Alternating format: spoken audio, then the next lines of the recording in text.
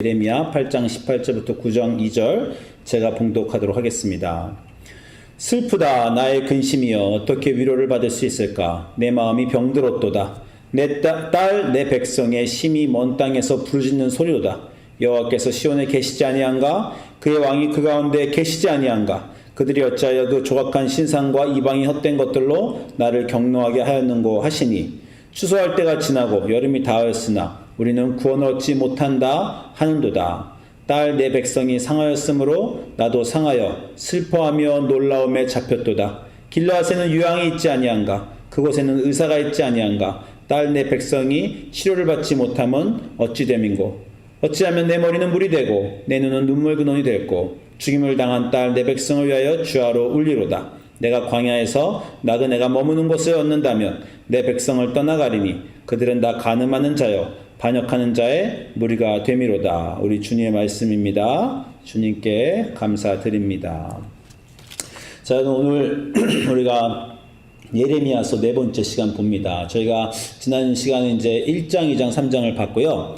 다 이렇게 한 장씩 보기에는 예레미야가 너무 크니까 이제 중간중간 뛰어가면서 예레미야를 볼 텐데, 어쨌든 예레미야를 준비하면서 제 마음에 이렇게 편치만 않습니다. 왜냐하면 이렇게 인기가 있는 책이 아니에요. 아니, 우리 인생에 그렇지 않아도 힘들고 어려운 일이 많은데 눈물 흘리는 얘기를 누가 좋아하겠습니까? 그래서 눈물의 선지자 예레미야는 별로 인기가 이렇게 없습니다. 저도 예레미야 말씀을 준비하면서 이렇게 교인들이 우리 좋아하실까 이런 걱정도 들고요.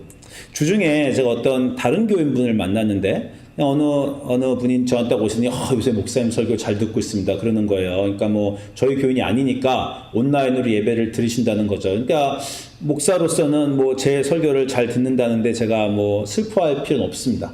근데 그분이 무슨 말씀하시는 게 요즘 목사님 설교 잘 듣고 있습니다. 어디 가야 사무엘서를 볼 수 있나요? 이러고 물어보는 겁니다. 저희가 이제 사무엘서를 쭉 훑어보지 않았습니까? 사무엘서는 저도 재미있었어요. 흥미진진한 다윗과 사울과 전쟁 얘기들이 나오고 거기서 우리가 어떤 뜻을 새겨보고 나름대로 어떤 재밌는 어드벤처 그런 걸 하는 듯한 느낌이었는데 그분도 이제 그걸 보고 싶다는 딱 옛날 말씀을 하시는 겁니다. 그래서 역시 요즘 예레미야는 힘들긴 힘들구나 제가 그 생각을 했습니다. 그러나 그 책이 힘들고 어려운 만큼 또 입에 쓰면 몸에 달다 입에 쓰면 몸에 좋다 뭐 이런 말이 있는 것처럼 우리 예레미야 읽어가면서 하나님이 우리에게 평소에 우리가 듣지 못하는 그런 말씀을 들었으면 좋겠어요. 자, 예레미야 우리가 지난 3주 동안 본 내용들은 그것이었습니다. 하나님이 백성들에게 죄를 물으시는데 그 죄가 크게 도덕적인 죄를 물으신다는 것보다 생명의 근원인 나로부터 떨어져 있다 라는 그 말씀을 하셨고요. 생명의 근원이 떨어져 있다는 게 어떤 뜻인가? 물가에 심기운 뿌리가 물에 닿은 나무 같지 않다는 뜻이다. 사실은요 3주 전에 제가 이 말씀을 나누면서 굉장히 그때 시기적절했습니다. 여러분 어저께도 좀 더웠죠. 오늘도 좀 더운데 다 아시겠지만 3주 전에는 정말 덥지 않았습니까? 그래서 제가 산호세에서 사는 12년 동안 최고로 더운 날이었어요. 공기가 뜨겁고. 그날 제가 산호세에서 정말 나무와 식물들을 보면서 끝이 누렇게 이 뜨거운 날씨에 말라가는 그 모양들을 보면서 이 말씀을 읽고 준비하는데 참 말씀의 뜻이 오더라고요. 하나님과 여호와를 의지하며 여호와를 의뢰하는 사람은 물가에 심기운 나무가 뿌리를 강변에 뻗친 것 같아서 정말 그 더운 날씨에 다른 나무들은 다 잎들이 시들어가는 그때 그 더위를 두려워하지 아니하고 잎이 청정하며 가무는 날에도 걱정이 없다. 이 더운 날씨에 제가 그걸 딱 느낀 거 아닙니까? 이게 바로 여호와를 앙망하는 자구나, 결실이 그치지 않는 자구나 그런 생각을 했습니다. 여러분 우리 교인 중에 얼마나 어저께 선교 디너에 가셨어요. 그죠? 선교 디너에 가셔서 우리 연합감리교 이 북가주의 연합감리교의 선교 보고를 들었습니다.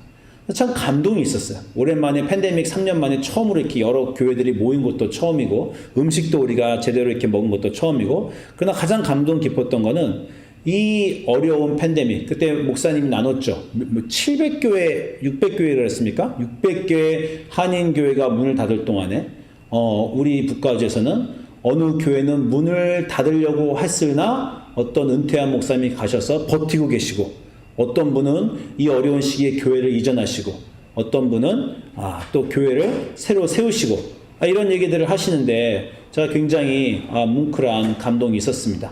이 어려운 시간에 교회들을 계속 해나가는 그러한 일들이 있구나 제가 그런 생각을 했습니다. 그러면서 이 구조들을 제가 또 한 번 생각했어요.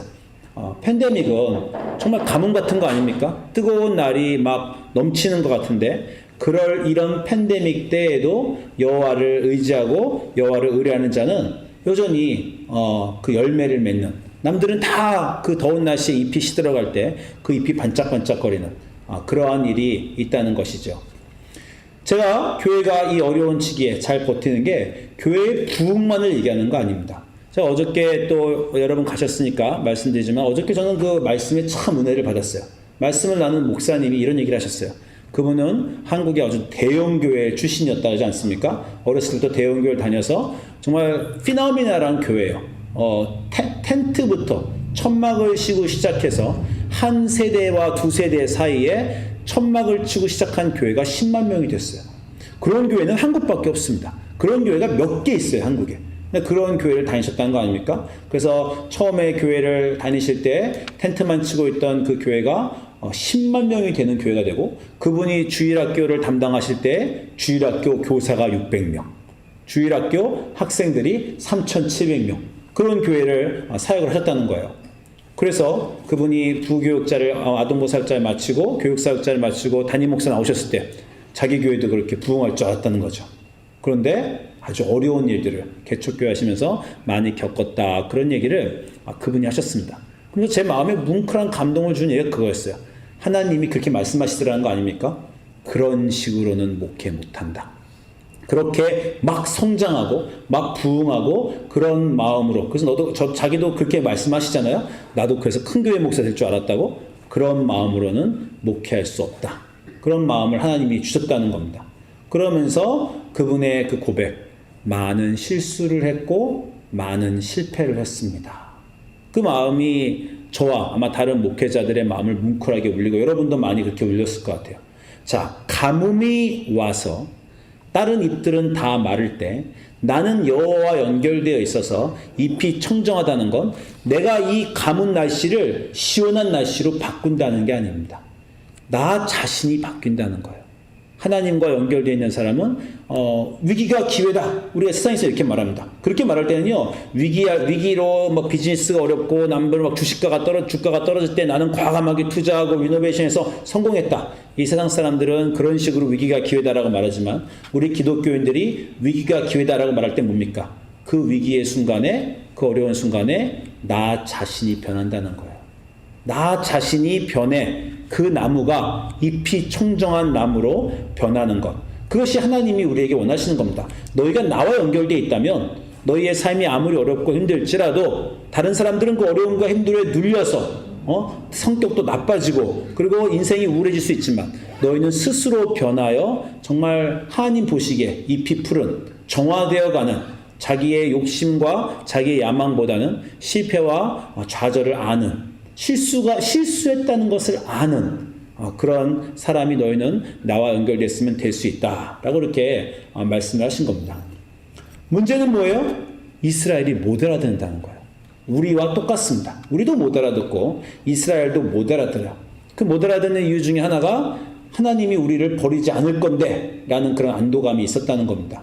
그래서 우리가 지난 시간에 본 말씀이 그거지 않습니까? 하나님이 관계를 재정립하시면서 관계의 법칙에 새로운 걸 요구하신다는 거예요. 이전에는 하나님이 이스라엘 백성 향해서 너희는 나의 자녀다. 나는 너를 절대 버리지 않고 내가 너희를 얼마나 사랑하는지 너희가 알기를 바란다. 나는 너의 아버지가 됨이고 너는 내 자녀가 됩니다. 라고 그렇게 말씀을 하셨다는 거예요. 그런데 이제 사람들이 어때요? 하나님이 우리 아버지니까 어떻게 해도 내가 괜찮겠지 라는 그 마음가짐만 있었다라는 겁니다. 그래서 하나님이 관계를 재정립하십니다. 예레미야 13장 14절 보니까 여호와의 말씀이라 너희들이 나를 자식이라고 생각하냐? 그럼 나는 너희 남편이다. 너희는 배역한 자식들인데 자식이라는 건 나를 아버지라고 알고 있다는 건데 아버지라고 알지 말고 너희를 내가 너희의 남편이라고 생각해라. 그리고 내가 다시 말하기를 너희가 나를 나의 아버지라고 하고 나를 떠나지 말 것이라고 했지만 너희가 마치 아내처럼 나를 떠나갔다. 그러니까 아버지와 자식의 관계를 남편과 아내의 관계로 하나님이 재정립하시는 겁니다. 재정립하시는 일이 뭐예요? 자녀 관계도 사실은 상관없습니다. 아내와 부부 관계도 상관없어요. 둘 관계가 어떻게 됐든지 간에 그 끈적하고 긴밀하고 친밀한 서로 존중하고 사랑하는 그 관계여야 될 텐데 자녀라고 하면서 아무리 해도 크지 않으니 이제 나는 너희에게 요구하겠다. 내가 너의 남편 됨이고 너희가 나의 됨이니 내가 너에게 진심을 다하는 것처럼 나에게도 진심을 다하면 좋겠다. 이렇게 하나님이 예레미야서를 통해서 말씀하고 계신 겁니다. 그러니까 여러분이 예레미야에서 하나님이 이스라엘의 죄를 부부의 죄라는 건요 서로 신뢰하지 않고 사랑하지 않는 죄를 말하는 겁니다. 하나님이 성경의 여러 군데에서 이스라엘과 하나님의 관계, 하나님과 하나님의 백성의 관계에 사랑이라는 단어를 도입하세요. 우리가 너무 그게 익숙하지만 다른 종교들은 그렇게 신과 신자들 간에 사랑이라는 단어가 있지 않습니다. 사랑이라는 단어 얼마나 우리의 마음을 뜨겁게 합니까? 하나님은 계속해서 사랑에 대해서 얘기하고 계세요. 여러분 성경에 누가 예수님한테 물었어요. 가장 큰 계명이 뭡니까? 예수님 뭐라고 말씀하셨습니까? 예수님이 마가복음 보면 마가복음 12장 28절에 서기관 중 한 사람이 예수께 나와 묻자 가로되 모든 계명 중에 첫째 계명이 뭡니까? 그러니까 예수님이 대답을 하셨는데요. 예수님의 대답이 당신이 만든 대답이 아니라 구약 성경에서 제일 유명한 구절을 예수님이 그냥 말씀하신 겁니다. 여러분 구약 성경에서 유대인들에게 제일 유명한 구절이 뭐냐? 그러면 신명기 6장 5절을 말합니다. 신명기 6장 5절은 쉐마 구절이라는 구절이에요. 쉐마는 히브리어로 들으라 라는 구절인데 신명기 6장 5절에서 들어라라고 말한 건 주의를 기울여라 listen up 이렇게 말하는 겁니다. 그래서 신명기 6장 4절에서 이스라엘아 들으라 딴 거는 다 놓쳐도 이거는 들으라 라고 말하면서 구약에서 가장 유명한 걸 말해서 예수님도 그거를 말씀하신 겁니다. 주 곧 우리 하나님은 유일한 주시라 내 마음을 다하고 목숨을 다하고 뜻을 다하고 힘을 다하여 주 너의 하나님을 사랑하라. 신과 신자의 관계를 기독교에서는 하나님이 우리를 사랑하시고 우리가 하나님을 사랑하라라는 관계로 정립하고 있다는 거예요. 여러분 하나님을 사랑하고 계십니까? 그리고 사랑을 하실 뿐 아니라 마음과 목숨과 뜻과 힘을 다하여 하고 계십니까? 성경은 가장 중요하게 그거를 물어보고 있어요. 우리가 사랑에 대해서 얘기한다고 해서 우선 10대나 남녀간에 정말 우리 인간의 남녀간의 은밀한 사랑을 얘기하지 않는다는 것은 당연히 알고 있습니다. 여기서 말하는 사랑은 어떤 사랑입니까? 마음과 진정과 충심을 다하는 그런 사랑입니다. 자, 결혼을 하신 분들은 이게 이해가 되겠지만 제가 결혼하면서 사랑에 대해서 중요하게 하나 배운 게 있습니다. 이건 뭐 성경적이기도 하고 아니기도 한 건데 우리가 결혼식 카운셀링 하면서 한 번씩은 보는 책이 바로 이 책이에요. 5가지 사랑의 언어들. 이 책 여러분 읽어보신 적 있죠? 사랑에는 언어가 있다는 거예요. 그래서 여기서는 인정하는 말, 함께하는 시간, 선물, 헌신, 신체적 접촉 이렇게 5가지인데 각 사람마다 내가 언제 사랑받는지 느끼는 경우가 다르다는 거예요. 어떤 사람은 인정하는 말을 상대방이 해줄 때 내가 사랑한다고 듣고 어떤 사람은 선물을 받을 때 사랑한다고 받고 어떤 사람은 act of service, 봉사를 받을 때 그렇다는 거죠. 결혼을 하고 저도 이 문제 갖고 많이 고민했습니다. 아마 부부가 서로 사랑의 언어가 같은 부분은 굉장히 드물 것 같아요. 저하고 집사람 정말 사랑의 언어가 달랐죠. 이제 우린 다 알고 있습니다. 저희 집사람의 사랑의 언어는 헌신 봉사예요. 상대방이 자기를 위해서 설거지도 해주고 집안도 청소해주고 가사를 도와줄 때 이 남자가 나를 사랑하는구나 라고 느낀다는 거예요. 저는 뭐 굳이 말씀드리진 않겠지만 그거는 아닙니다. 이 넷 중에 다른 것 중에 하나예요. 그래서 부부가 가장 많이 하는 언어의 단어가 뭐예요? 나는 당신하고 20년 살았지만 당신이 날 좀 사랑하지 않는 것 같아. 이런 말 들어보신 적 있어요? 또는 해보신 적 있어요? 그럼 상대방은 반드시 이렇게 대답합니다. 아니 왜 그렇게 생각해? 내가 얼마나 당신을 사랑하는데. 이게 정말 부부의 그 티피컬한 대화예요. 나는 사랑을 잘 못 느껴. 늘 외로워. 결혼하면서. 그럼 상대방은 왜 못 느끼지? 그렇게 사랑했는데? 그게 뭡니까? 사랑의 언어가 다르다는 거죠. 그게 우리가 다 이 세상에서 아는 사랑의 언어라는 거예요. 이스라엘과 하나님도 이 관계를 겪고 있는 겁니다. 하나님은 너희 이스라엘을 향해서 온 정성과 마음과 힘을 다하여 나를 사랑하라 라고 하시는 겁니다. 근데 이스라엘은 맨날 어떻게 했어요? 성전을 짓고 제사를 드리고 어떤 뭔가는 했어요. 이스라엘도 하나님을 떠난 건 아닙니다. 뭔가는 꼭 했는데 그것이 하나님 마음에 닿는 그 사랑이 아니었다는 거죠. 하나님이 원하시는 건 아니었다는 거예요. 제가 결혼 생활하면서 아까도 말씀드렸지만 이 사랑의 언어가 나와 아내가 다르구나라는 걸 안 순간에 알고 나서 결국 잃은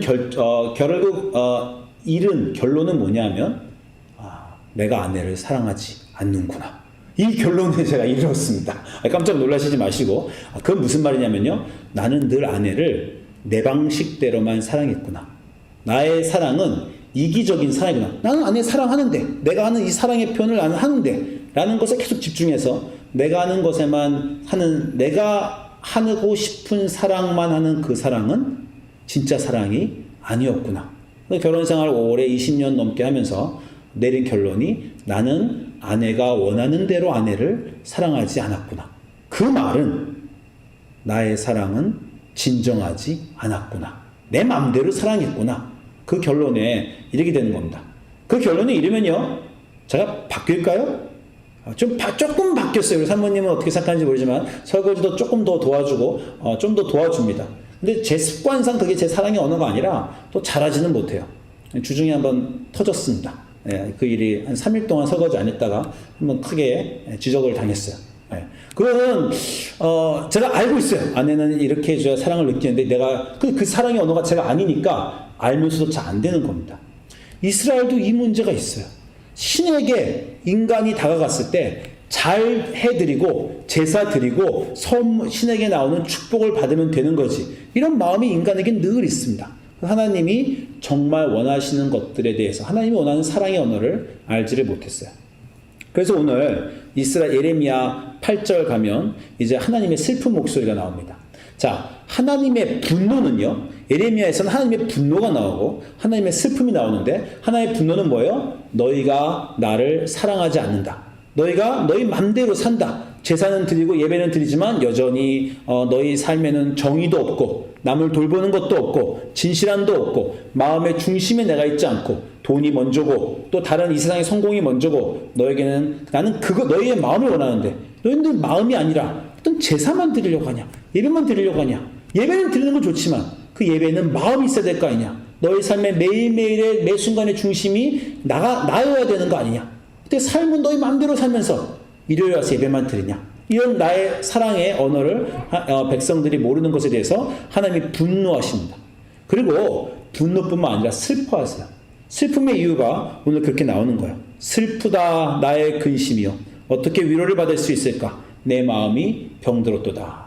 자, 이 구절에서 여러분이 이걸 하나 아셔야 됩니다. 지금 이 말하는 게 누굽니까? 선지자 예레미야가 말하는 거예요? 하나님이 말하는 거예요? 사실은 이게 우문인 게요. 많은 선지서들을 보면요. 선지자와 하나님의 말은 동화되어 있습니다. 어떤 순간에 보면 선지자가 말하는 것 같고 어떤 순간에 보면 하나님이 말하는 것 같고 실제로 막 주어가 섞여 있어요.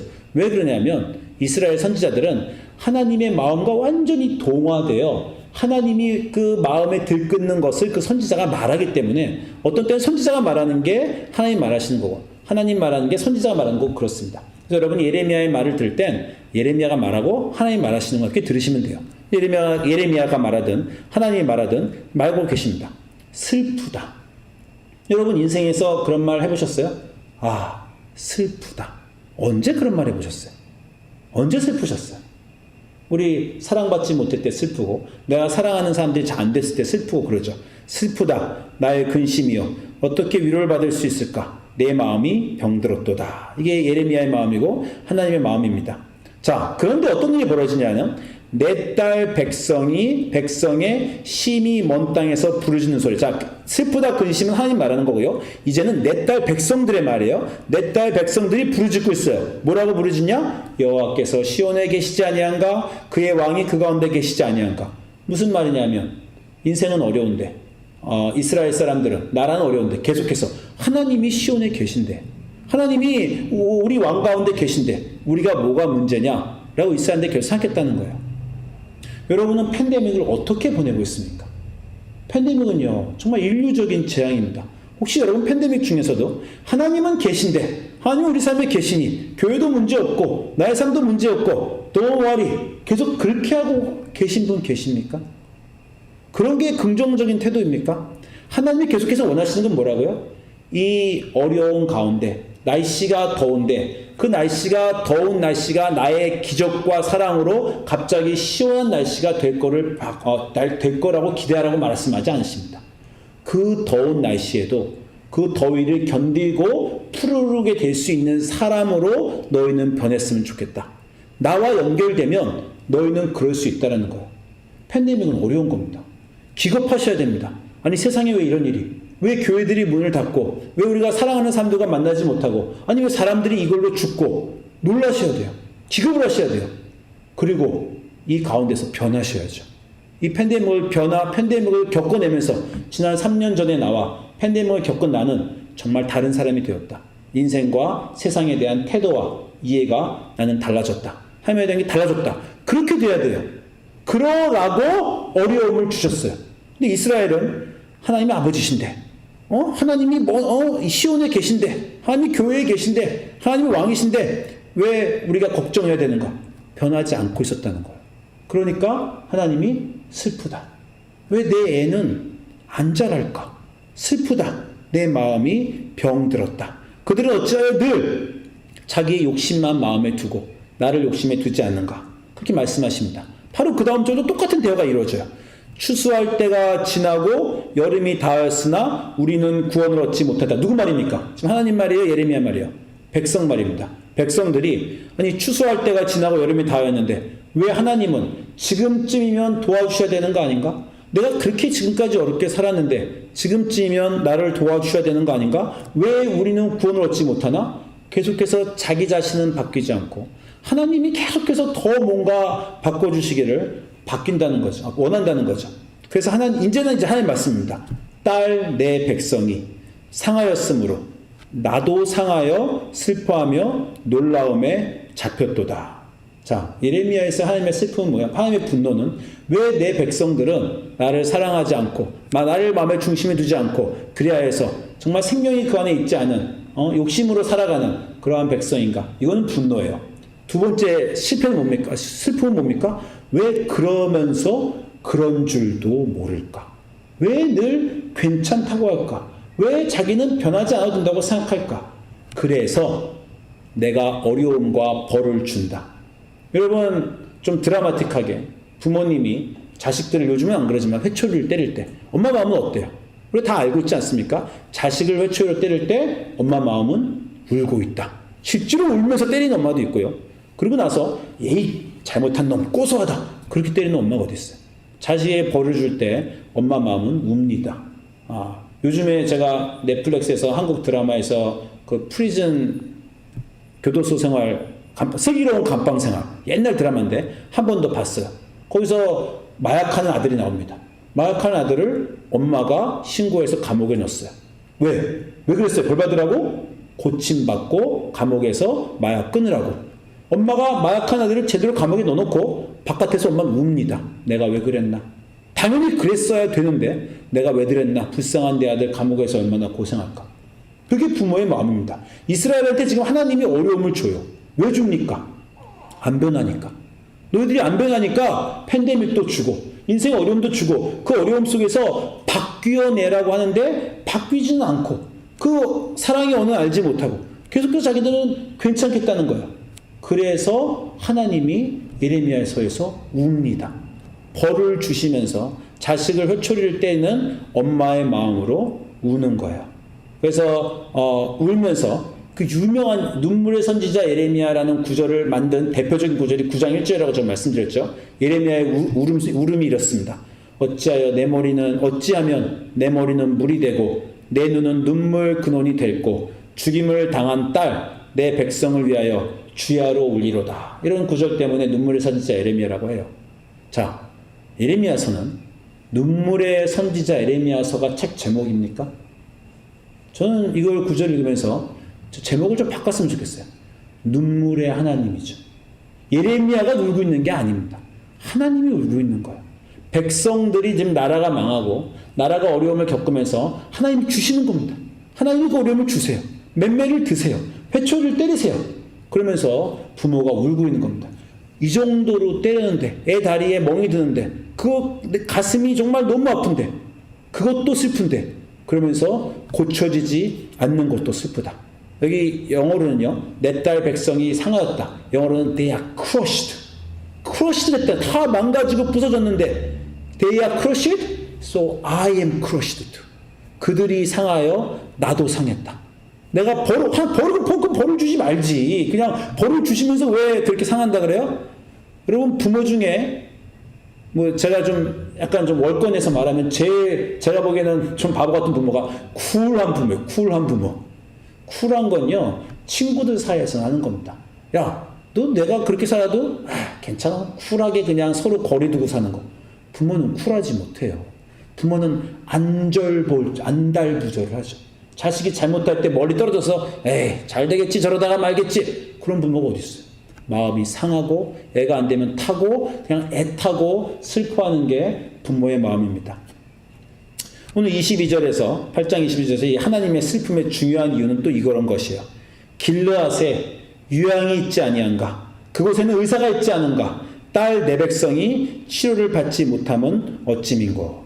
하나님은요, 이스라엘이 잘못해서 화가 나시고요, 잘못하는 걸 모르는 것 때문에 슬프시고요, 잘못하는 걸 모르는 애를 알라고 때리면서 너무 슬프시고요, 때리는데도 안 고친 애들이 더 슬프고요, 제일 슬픈 건요, 이래도 안 된다라는 걸 알고 계세요. 여러분, 인생을 어떻게 살아야 되는가? 성경을 읽고 교회 나오면서 모르시는 분 별로 없죠. 더 잘 살고 싶죠? 안 되죠. 하나님도 아십니다. 여러분도 알고 저도 알아요. 제가 말하잖아요. 제가 아내의 사랑의 언어를 알았다니까. 결혼한 지 2년 차쯤 알았어요. 지금 우리가 결혼한 지 22년 차인데 20년 동안 잘 못 고쳐요. 아는데도 잘 못 고칩니다. 내가 그 사랑의 언어가 내 언어가 아니기 때문에.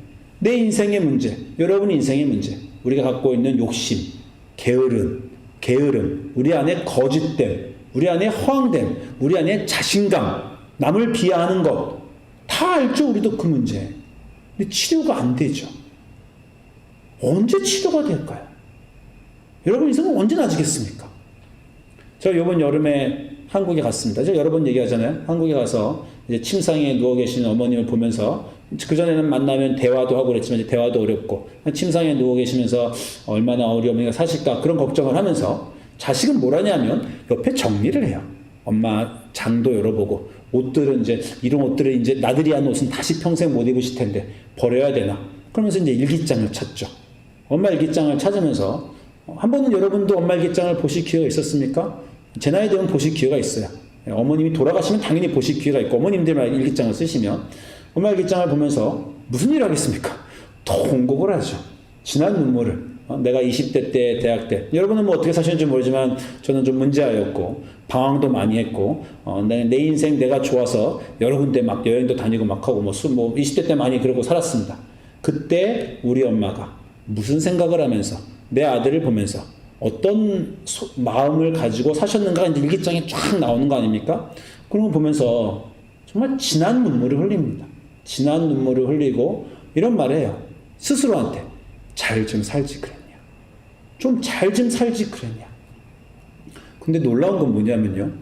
그렇게 하고 미국에 돌아와서도 여전히 잘 살지 못합니다. 잘 살고 싶어요. 정말 우리도. 잘 안 살아지죠. 하나님도 그걸 아십니다. 제가 전에 여러분에게 이런 말 한 적 있어요. 성경에 대해서 좀 다시 이해하셨으면 좋겠습니다. 성경은요, 어떻게 살아라는 윤리책이 아니고요, 역사책이 아니고요, 서로 성경은 연애 편지입니다. 러브레터예요. 하나님이 여러분에게 보내는 사랑의 편지입니다. 제가 전에는 그렇게 말했는데, 요 근래 예레미야 공부하면서 제 이해가 조금 더 바뀌었습니다. 성경은 러브레터가 아니고요, 엄마의 육아일기 같아요. 하나님이 이스라엘을 키우시면서 씨름한 안절부절 못하고 복달하고 속 터지고 화난 거를 할 수 없어서 다 적어놓은 것이 꼭 성경 같아요. 성경 읽으면서 엄마의 일기를 읽는 그런 느낌이 성경에서 듭니다. 하나님이 이렇게 말씀하고 계시잖아요. 슬프다. 나의 근심이여. 어떻게 나는 위로를 받을 수 있을까? 내 마음은 병들었어. 내 백성들은 왜 도대체 알지를 못할까? 그들은 왜 늘 괜찮다고 생각할까? 그래서 내가 정말 좀 나아지라고 힘든 것도 줬는데 그 힘든 걸 보면서 나도 너무나 가슴이 아픈데, 그들이 상할 때 나도 상한데 어떻게 나아지는 게 없을까? 왜 치료가 없을까? 치료가 없으니 더 말하기도 힘들고 그냥 안으로 꾹꾹 눌러 담을 수밖에 없구나. 그냥 눈물만 나오는구나. 눈물의 근원이 되고, 내 죽임을 당한 땅 누가 죽였어요? 하나님이 죽였습니다. 하나님이 외국의 이방 나라들 아시리아 바빌론 갔다가 이스라엘을 꽝꽝 치셨어요. 몇몇이 그냥 종아리 터지도록 때렸습니다. 내 죽임을 당한 내 백성을 자기가 그래놓고 주야로 운다. 예레미야, 눈물의 선지자고, 눈물의 하나님의 내용이 바로 성경이고, 우리 엄마의 육아일기가 바로 성경의 예수님의, 그리고 내 아들을 주고 그러고도 안 돼서 정말 모든 걸 다 해보고도 안 돼서 힘들어하는 그 하나님의 구구절절한 슬픔의 내용이 성경에 있습니다. 뭐 기쁜 때도 있었어요. 기쁜 때도 있고, 엄마 얘기 보면 기쁜 때도 있습니다. 우리 아들이 이렇게 잘했다, 자랑스럽다, 소중하고 착한 우리 아들. 제가 엄마 얘기 올 때 제일 가슴이 찡한 게 뭐냐면, 우리 아들 착하다 그럴 때, 안 착한데 왜 착하다고 써놓으셨을까? 성경에서 이스라엘도 하나님이 너희 잘한다고도 많이 하세요. 내가 너희를 사랑한다고도 많이 하세요. 그렇지 않은 거 우리 다 알잖아요. 과연 우리는 언제 철이 들고 언제 나아질 수 있을까요? 엄마의 일기장을 보면서, 성경의 하나님의 눈물을 보면서 우리도 눈물을 펑펑 쏟아보고 변해보고 싶은 마음을 간절히 가져보고, 그러나 변하지 않는 나 자신을 보면서 그런 게 쌓이고 쌓이고 쌓이면 어느 순간에 조금 달라질까요? 저도 잘 모르겠습니다. 그런데 그 엄마의 일기장, 하나님의 일기장을, 성경을 읽는 건요, 한번 읽어봐야 되고요. 읽어보고 읽어봐야 철이 들고요. 철이 든다는 건 꼭 내 자신이 바뀌어서 잘한다는 게 아니라, 내가 그 여자를 사랑한 것이 아니었구나. 내가 좋은 사람이 아니었구나. 내가 참 많은 상처를 드렸구나. 내가 실패를 많이 하고 실수를 많이 했구나. 그게 철이 드는 겁니다. 그러고 나서 완벽하게 못 살더라도 그 순간에 가는 것. 그것이 예레미야를 읽는 우리가 아는 것이고, 그것이 눈물의 선지자 예레미야가 우리에게 줄 수 있는 말입니다. 같이 기도하겠습니다.